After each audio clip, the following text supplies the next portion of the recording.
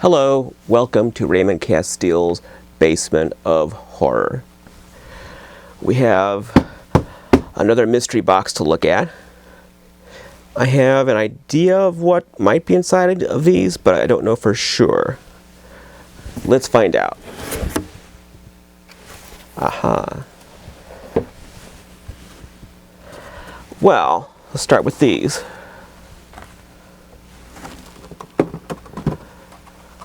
These are childhood toys.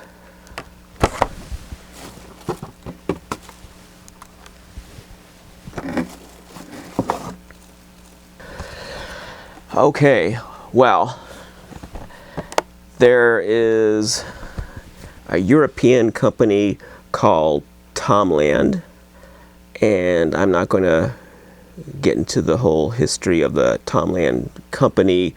You can look at that online. I'm not well versed enough to go into all the details, but it's European based. And in the 1970s into the 80s, they made a line of low-end knockoff 8-inch action figures and some 3 3/4-inch action figures. They started off with monster figures that were done in the Mego-style, and here are some examples. So these are my childhood Tomland figures.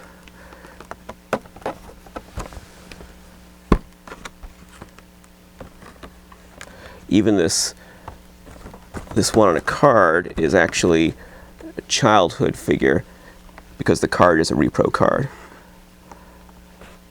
So here are my childhood famous monsters of legend.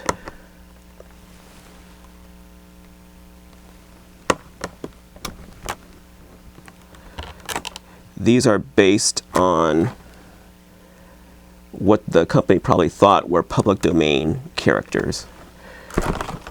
Actually, the only legendary ones of the four are these two. The Yeti and the Cyclops.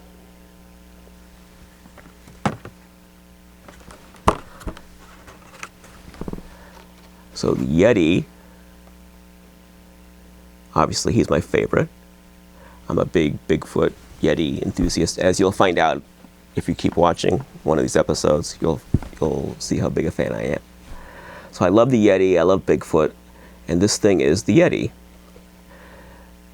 But in fact, its head, its face is modeled off of Ernest Borgnine in a 1970s movie called The Devil's Reign. Borgnine plays a satanic priest who runs a cult, and at the end of the movie he turns into this demon. And the demon looks just like this, only with horns. But that's him. And I love the way companies in the 60s and 70s into the 80s would make these unauthorized versions of movie characters like this, like the Colorform's Outer Spacemen. They were all based on movie characters, unauthorized versions, but the sculpts were all based on like Ray Harryhausen characters or Twilight Zone characters. And speaking of Ray Harryhausen, this Cyclops, you look at the face, he's definitely based on the Ray Harryhausen Cyclops from Seventh Voyage of Sinbad. Not an exact likeness, but it's obviously the inspiration. And the Cyclops is also a creature of legend, but these next two are not. This is a Morlock. That's from H.G. Wells' novel The Time Machine. And this particular version of the Morlock is somewhat based on the George Powell film The Time Machine. It's not an exact likeness, but it's obviously inspired by that design. And this here is the Fly.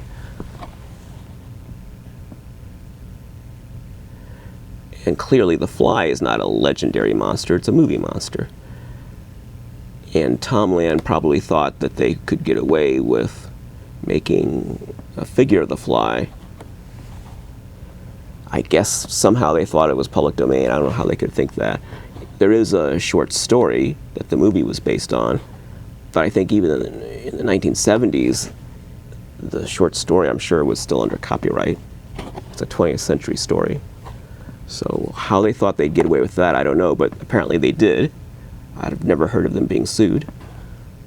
But of the four, this is the one that's just clearly, obviously, a movie character. There's no doubt about it. This is a copyrighted character that you would think would be licensed.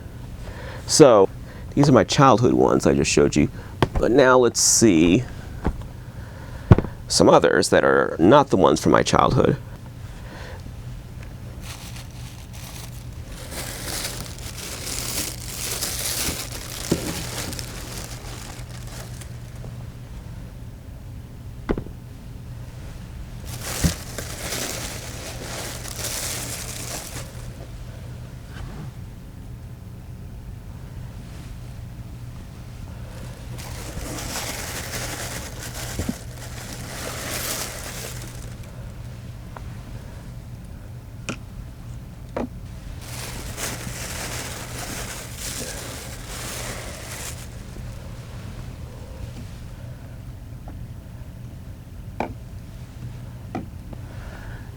These are not from my childhood. These are figures that I collected as an adult. And these are all authentic, original, vintage, carded figures. So none of these are repro cards. These are all real vintage cards, and they're all sealed. None of these bubbles have been opened. So you saw that I had the Fly on a repro card. So here is the Fly on a real card. And I think, if I'm not mistaken, I probably, let me see here. No, I take that back. I was going to say I probably scanned this card myself somehow and photoshopped out the bubble area, but that's not the case, and I'll tell you why in a second. So here's the Fly on a real card, an authentic Famous Monsters of Legend card.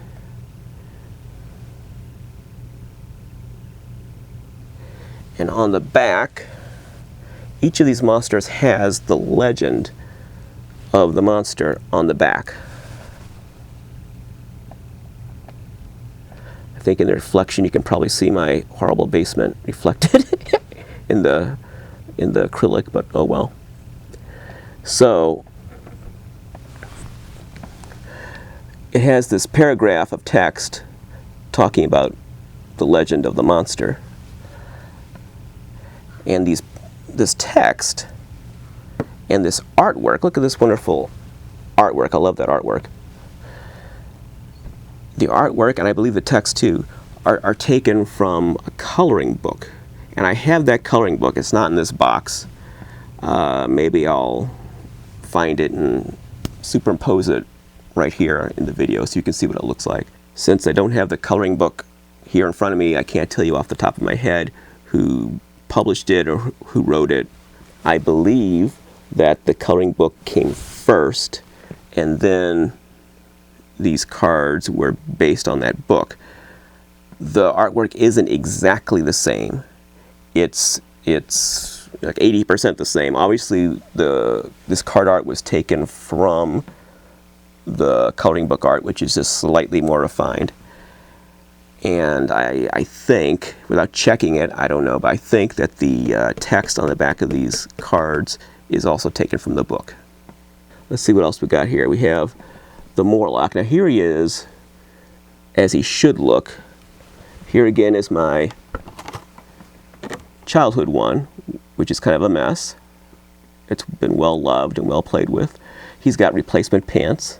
He's missing his whip, and his scarf is in tatters. But here is mint untouched carded Morlock.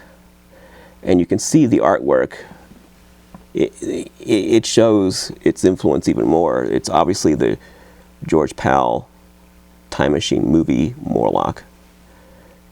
The artwork looks, it's obviously based on the movie. And the toy is somewhat based on the artwork, but they didn't want to make a naked toy, I suppose, so they gave it these funky clothes. And I like how he has a whip. The Morlocks in the film had a whip, had whips. I don't remember in the novel. I have read the novel. In fact, I think I have the novel somewhere down here. I don't remember if they had whips or not in the novel. I think they do.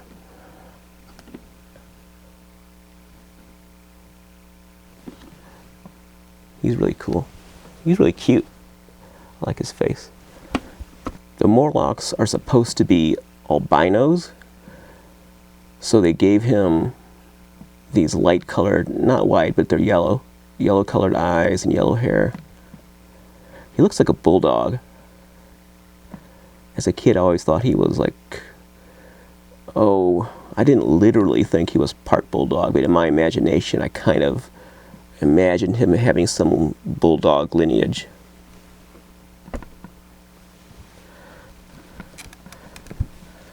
Let's see here. Let's put you down here.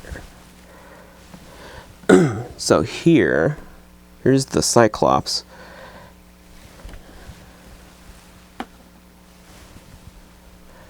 And you can see on the artwork for the Cyclops, it's obvious that they were thinking of Ray Harryhausen. That is the Seventh Voyage of Sinbad Cyclops with pants added. And again, the toy doesn't look exactly like the illustration or the movie monster, but the influence is obviously there. They found a way to translate the design of that character into something that would work for a low-end rack toy, Mego-style figure. And I love these cute, fashionable scarves. The Cyclops and the Morlock have these wonderful scarves. And other figures that Tomland made also had scarves. And that's a weird accessory for 8-inch monsters to have, a scarf. But it's something easy to do. It's just a little sliver of fabric you can tie around their neck, and it adds value to the figure.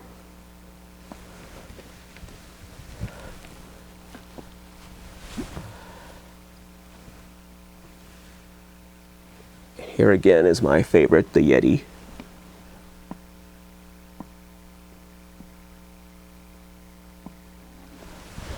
Since this one's never been out of the card, his fur is fluffy white.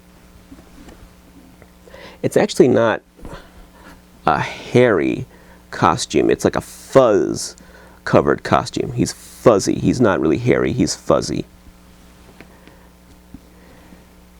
But he's got these yarn-like, a quasi strands of hair, like loops around his wrists and ankles and neck to kind of suggest hair. In the corner here, there's a Tibetan temple. And that little temple fascinated me as a kid. I always wondered what was going on in that temple, and if they knew the Yeti was outside, and if they could see him from the temple. Had he just been there, or was he going away from it? Was he going towards it? Was he going to go attack them? Was just minding his own business out here? Were they watching him through a window? That always fascinated me.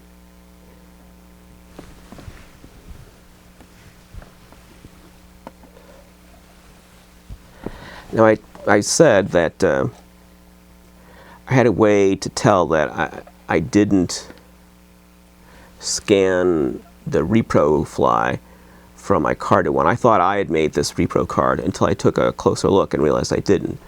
And the way I know is that on the bottom here, it says Kresge.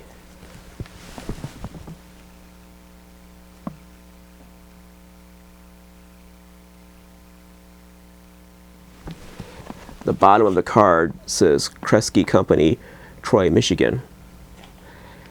The cards were issued with either Kresge or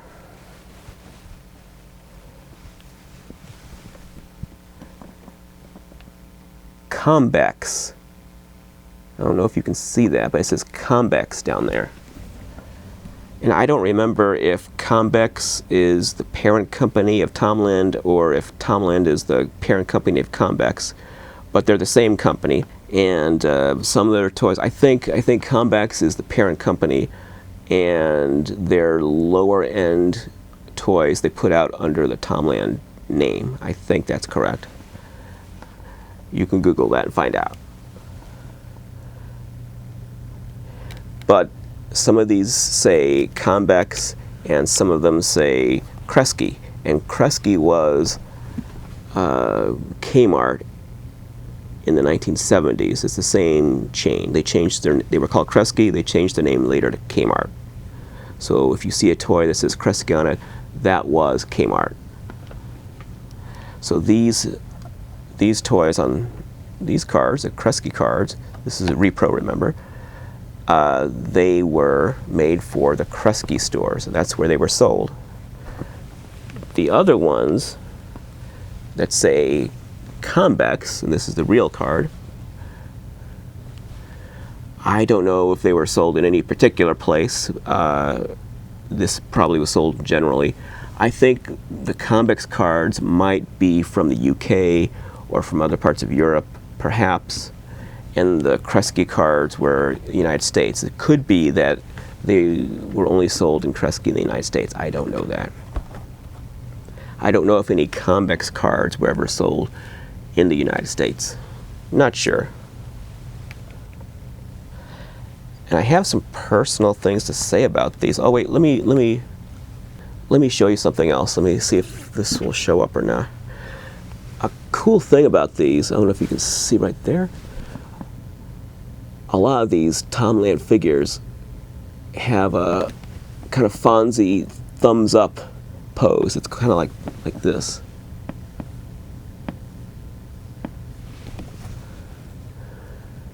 I don't know why they made their hands like that. The Fly, one of his hands is like that.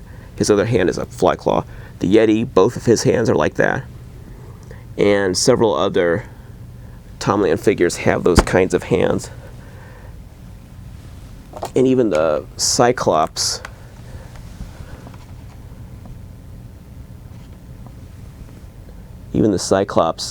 kind of has that.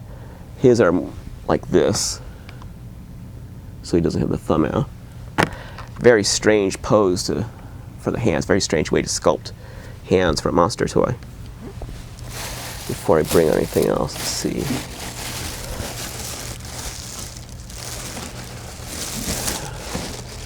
Okay.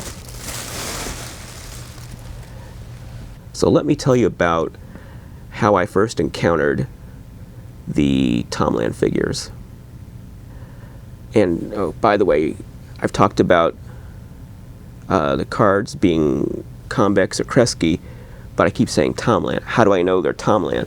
Because the figures have the Tomland logo, which is like an Easter bunny. I don't know why it's a bunny rabbit, but it looks kind of like an Easter style rabbit cartoon character. They have the Tomland logo on their back. And as a kid, I threw these cards away. I remember that Yeti one, that made an impression on me, but I threw it away, threw the cards away. So growing up, I had the figures and I saw the Tomland logo. So I was familiar with Tomland, but I wasn't familiar with Combex until as an adult I got the carded figures that said Combex on them. And all four of mine say Combex. You will see them out there with Kresge on them as well. I would like to have a set of the 4 on Kresge cards. That would be nice. I don't know if I want it bad enough to double dip and pay what these are going for to get a second set just to say Kresge. But there are some differences, like the Cyclops. The Kresge Cyclops has a very opaque head with the rubber is very solid, whereas the Combex Cyclops has a more translucent head. His vinyl, whatever the material is, the PVC, it's almost see-through. And all the comics ones I've seen, the horn sticks up against the bubble, and the tip of the horn, it looks like it's cut off. Like they changed at the factory, cut the pointy tip off, to maybe for safety reasons, and that it pushes against the bubble. Whereas on the American Kresge Cyclops, I've never seen one that had the tip blunted like that. And it seems like the horns don't push against the bubble as much. Maybe the bubbles are different. Maybe the bubbles on the American ones are taller. I don't know.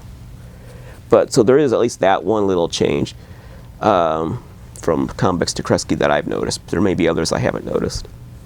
Fly comes on different. He comes with different costumes. Like he might have a bright white outfit, or lighter than this. Like this is kind of a tan outfit. He's also observed in almost brown clothes. They're much darker than this. And he's been found in very light colored clothes that are white, practically white, if not actually white. So his costume changes. I don't know if there's a difference between Kresge and convex variations, or if it's just random. Okay, so how did I first encounter these toys? I grew up obsessed with Bigfoot and Yeti, and one day for my birthday, I don't know what year this was, probably 9 or 10 years old, something like that. No, it would have been earlier than that, maybe 7 or 8 years old. So my parents said, hey, do you want one of your birthday presents early? Okay, so I saw that there was a package that was wrapped up, and it was in a closet, and so you can have this early. So I opened it up, and to my surprise, it was this little guy, the Yeti. And at that point, I had not seen any of these in stores. There were no commercials. These were off-brand rack toys for the junk aisle. These were not mainstream toys. These were low-end toys competing with Mego figures, which were high-end toys or more mainstream toys. These were like almost like the dollar store alternative. So I didn't know these existed. So I opened this up, tore the wrapping off, the birthday gift wrap, and underneath I see this. Now to a Yeti obsessed kid, that was quite a surprise. To tear the wrapping off and see this. I could tell it was some kind of a figure. I thought maybe a Mego or a superhero. No. It was the Abominable Snowman. Now that was quite a birthday gift. I remember that moment. Especially since I didn't know it existed. That was a shock. I never thought I'd see a Mego-style figure of Bigfoot or the Yeti. Never thought that would exist. They weren't, he wasn't a superhero or a comic book character. There wasn't a major film about him. There wasn't any reason for someone to make one. I wanted someone to make one, but I never thought anyone actually would. And lo and behold, there it is. So I was really surprised. And right about that time, the TV movie Snow Beast premiered. Within a month, within a few weeks of getting that toy. And I remember it all just kind of came together perfectly. I had the Yeti toy, and here was this Abominable Snowman TV movie premiering. And I remember thinking from the commercials for the movie Snow Beast, the little glimpse you get of the monster in that film. I think in the commercials it showed him coming through a window or something, and I thought, oh, it looks like my Abominable Snowman toy. So I watched it with the toy. So he sat down with me, and together we watched Snow Beast on its premiere broadcast. So when I saw the the entire film, the monster didn't really look that much like him, but that's okay. Snow Beast is about a Bigfoot type of creature that terrorizes a ski resort in the United States. It's not set in the Himalayas, so it's not technically a Yeti. It's a Bigfoot, but it's white, so it looks like a Yeti. And I know the Yeti isn't really white, but you know what I mean. So that was my introduction to the famous monsters of legend. And at the time, of course, I knew about Famous Monsters of Filmland magazine. And it just really excited me that the logo looked like Famous Monsters magazine. And I didn't know if there was any affiliation between the magazine and these toys. I had no idea. Maybe there was. I didn't know. It excited me to think that there could have been. After my birthday, at some point, not right away, but at some point in the following weeks, I went to Kresge. Obviously, my parents took me. I was a little kid, so I didn't go there myself. And I went to the toy aisle, and I saw for the first time in a store the Famous Monsters of Legend figures, all hanging there on a peg hook. They had all 4 of them. And to my surprise, they were only 99 cents each. And I was really excited. That's the first time I knew what other characters were in the set. So that's when, because I happened to have from allowance money, I think I had $5, and I was able to buy, to my great surprise, the rest of the set right then and there. I didn't have to wait for my parents to buy one at a time over the course of a year, and maybe I'd get them all, maybe I wouldn't. No, I could buy the whole set, all by myself, right then and there, and have them all. So I did. So for $3 and plus tax, I was able to get the other 3. And then I had the entire set. And I've kept them to this day. And I played with them quite a bit as a kid. Like whenever I was playing with like the monsters, Frankenstein, Dracula, and so on, the Fly would be the mad scientist. So like Dracula maybe was forcing him to do some evil experiment, and he was rebelling against it. And he couldn't talk. He would just go and try to argue with Dracula, and Dracula would get mad and force him to continue with the experiments. Oh, I think the Morlock was kind of a slave, which is the opposite of what he is in the book. The Morlocks enslave the human race. They're not slaves themselves, but in my games, I think the Morlock kind of became a slave or a servant of a sort. And the Yeti was in a different world. He really didn't mix it up very much with Dracula and Frankenstein. Neither did the Cyclops. They were kind of in their own universe. The Yeti would roam around the Himalayas, and maybe Spider-Man would take a trip to Asia and run into the Yeti or something like that. So, because the thing with these 8-inch characters, you couldn't really play with them with anything else except Mego figures, and most of those were superheroes. So it ended up being the superheroes versus the monsters all the time. I wish they were just kind of normal human 8-inch figures that I could have played with. I didn't have like the Waltons or Chips or any of those characters. It'd been cool if I did, but I didn't like those shows, and I wasn't going to ask my parents to buy figures for a show I didn't like. So I didn't have any standard human 8-inch characters that could just be the people in a monster story and encounter the monster. So it was always superheroes or something like that encountering a monster. After I got the 4 Famous Monsters of Legend, I saw a catalog ad for Cantina Kooks. This was a Christmas catalog. I don't remember if it was JCPenney or Montgomery Ward. I think I have that catalog, but again, it's not here.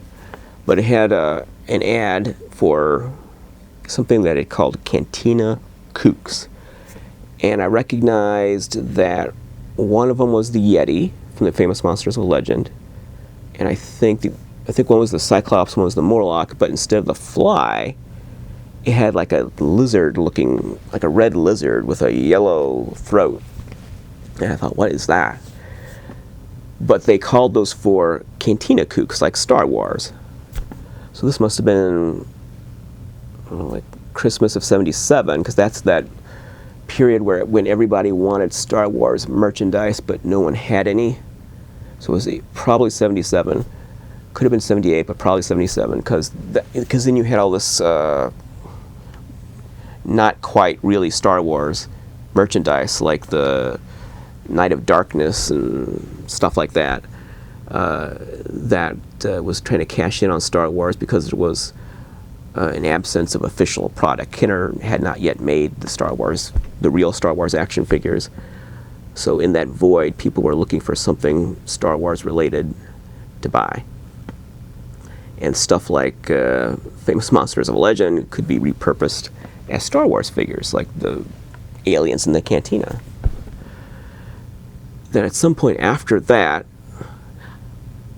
Tomland marketed the Famous Monsters of Legend and a host of other similar figures as Star Raiders.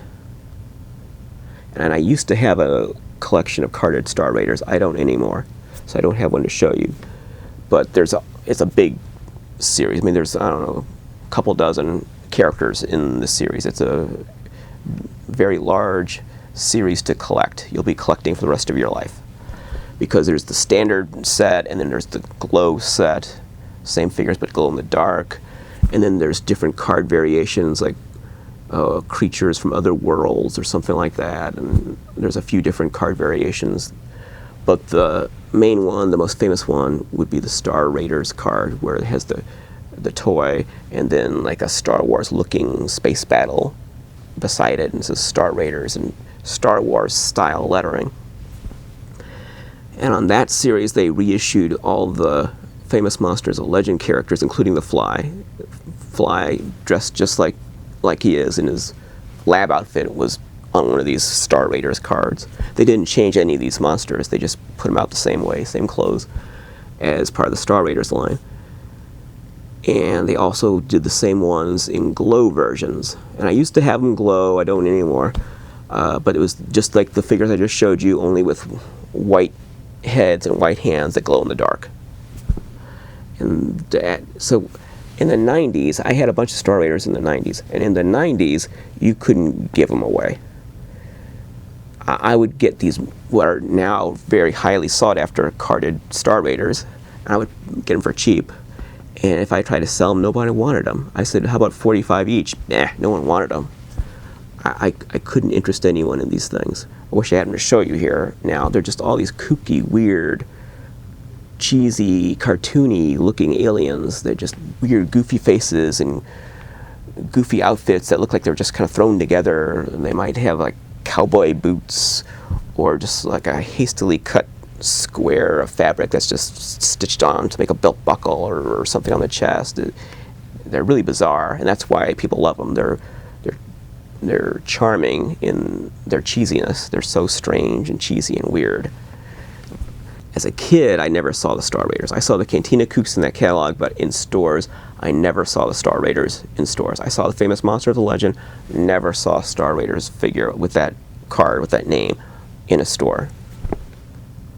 Didn't know they existed until I was an adult and started collecting toys. This is getting to be a long video, but I have something else to show you.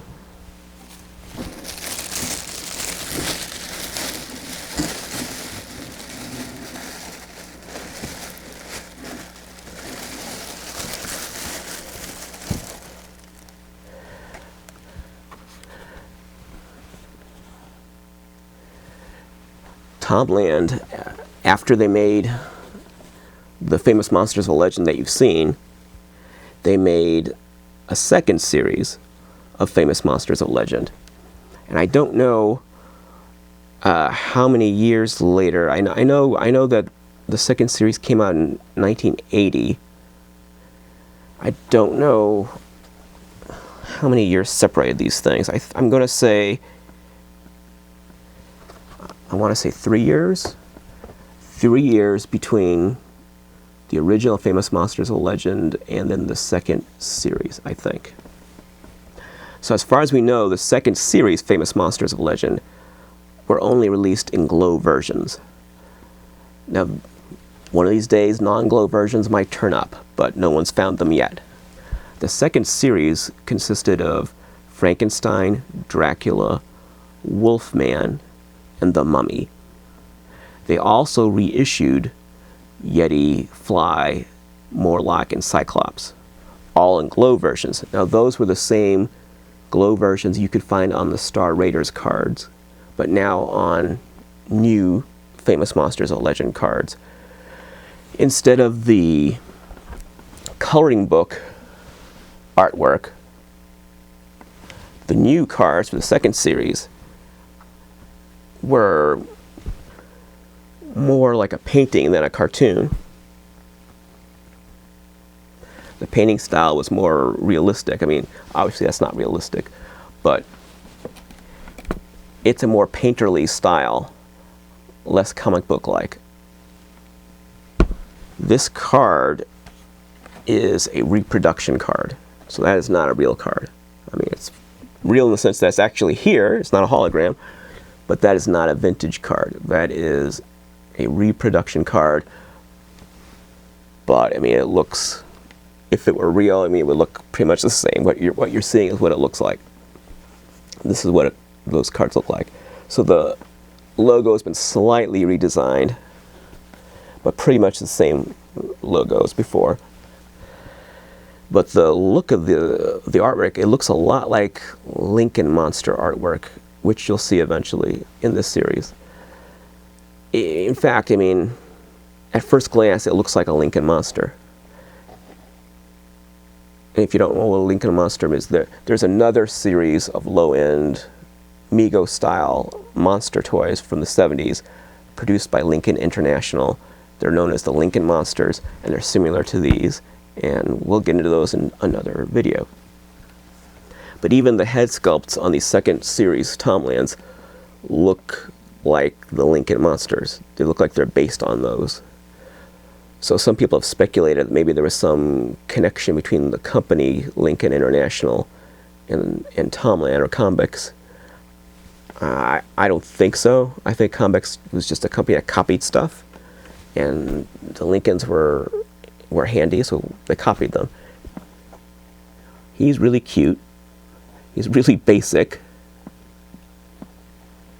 He's basically wearing pajamas. He doesn't even, they didn't even make wrappings. Like a lot of mummy figures have bandages, actual bandages, or they have printed costumes with like a bandage design.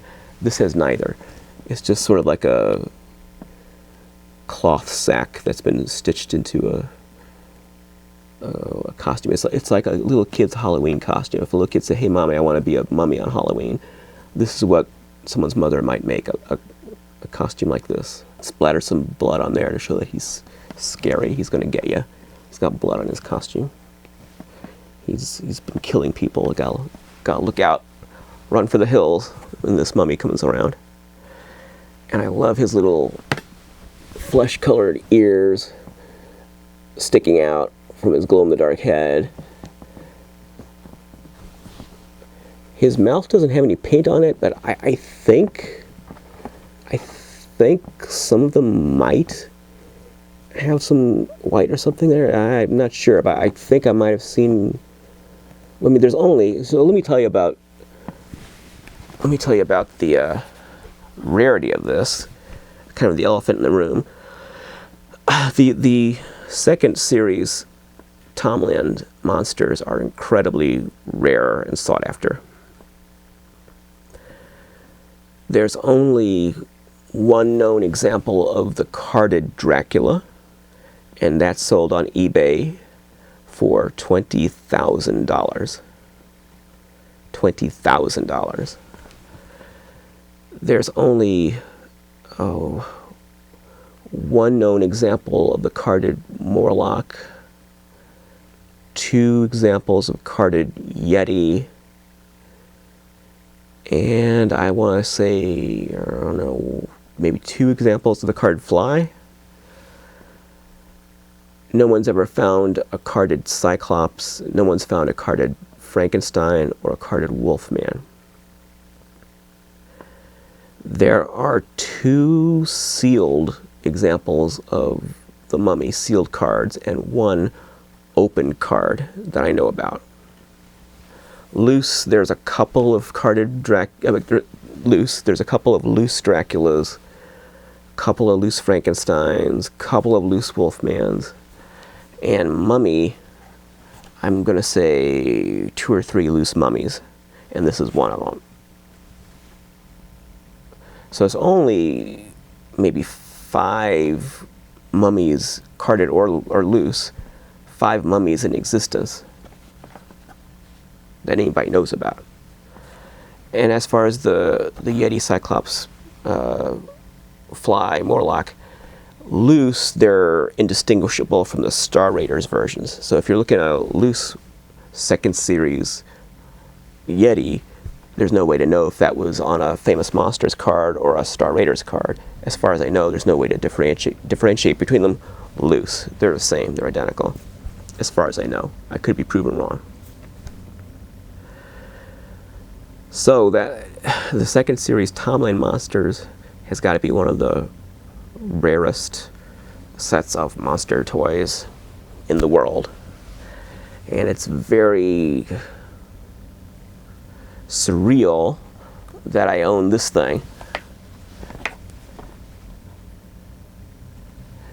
Like, these are not exactly chopped liver. They're not easy to get.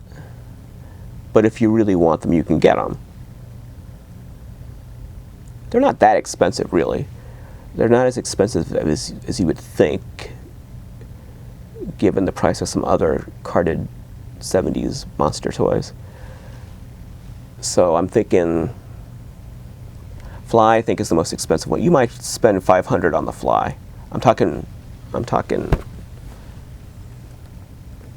standard version card, like this. A 2nd issue glow version card, Famous Monsters of Legend, oh my gosh, probably more like 5,000. I don't know. I mean, you might find someone who'd sell it for $2,500, but I don't think you'd find it for less than that.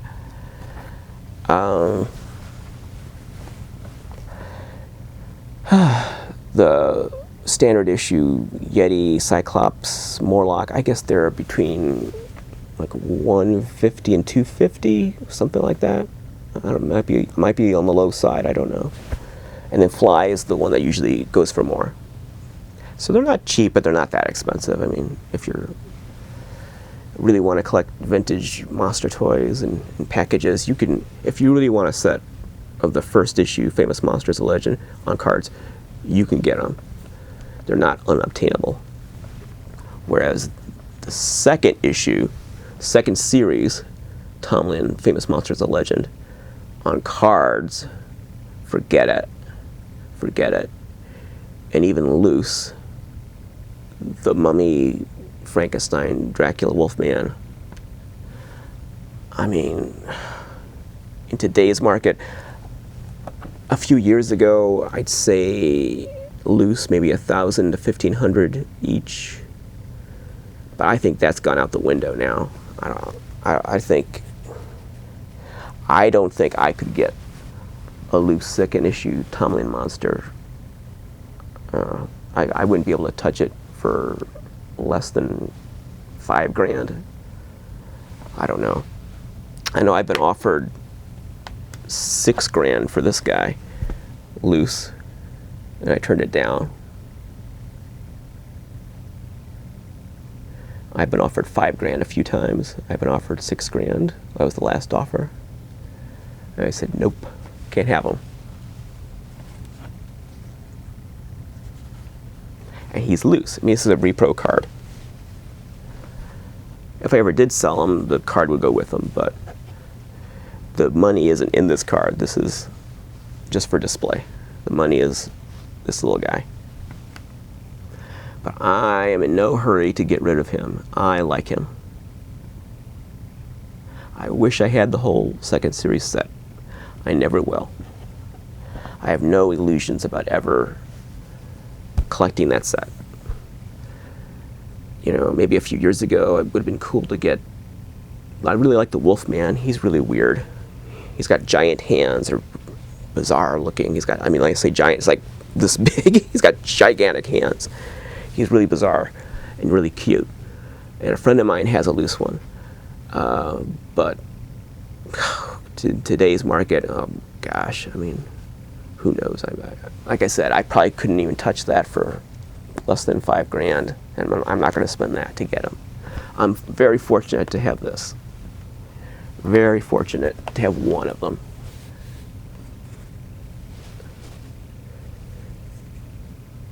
So I'll just count my blessings that I have one, and not lust for the rest of the set. Well, so that's the Tomland Monsters. It's a cool set, and it ranges from rare but not that rare to impossibly rare. So whether you're a beginning collector or advanced collector, there's different levels of challenge in that set. If you want to go after these, you can start with loose, of course, and maybe get something like this. And then if you become a big super collector, you can try to get something like that. And then there's the whole Star Raiders set, which is a whole other matter. And like I said, you could spend years collecting the Star Raiders and still not have them all. I've seen people with just huge collections of Star Raiders, loose and carded, just tons of them. And I mean, that can be your collecting focus. If you want to be a Tomland collector, that can be your focus. What I've shown you here is just a smidgen. It's just a small part of that universe. The part that intersected with my life. So, for me, when I think of Tomland, I always think of being a little kid and opening this thing when I was a wee lad. And I still have the one from my childhood. That was a very important moment for me, and something I will not forget. And if it wasn't for that, I probably wouldn't be as interested in Tomland. But it holds that special memory for me. That's it. This has been a very long episode. Thank you for watching, and I hope you'll join me again for another Basement of Horror.